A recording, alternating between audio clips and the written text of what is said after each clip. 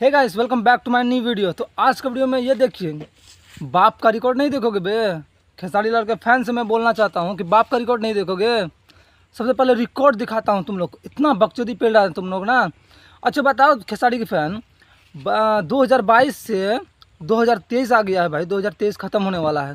कभी देखो खेसारी लाल का #1 टॉप म्यूजिक बनते हुए? कोई गाना या कोई फिल्म का टीजर वीजर कोई कुछ भी गया है?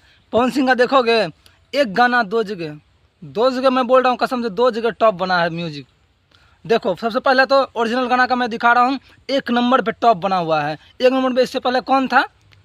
वो शाहरुख खान का गाना था झुम्मे जो पठान, उसको पछाड़ के 1 नंबर पे सीधा एंट्री हुआ है। 19 नंबर से डायरेक्ट 1 नंबर पे।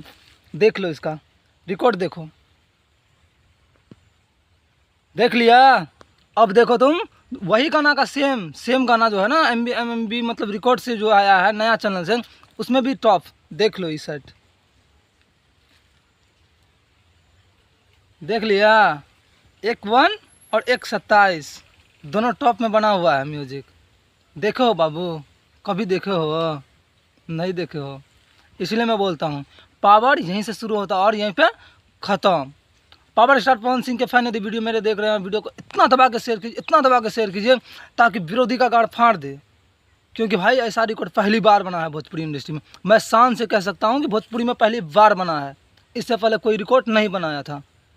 ठीक है, शेयर करते रहिए आप लोग।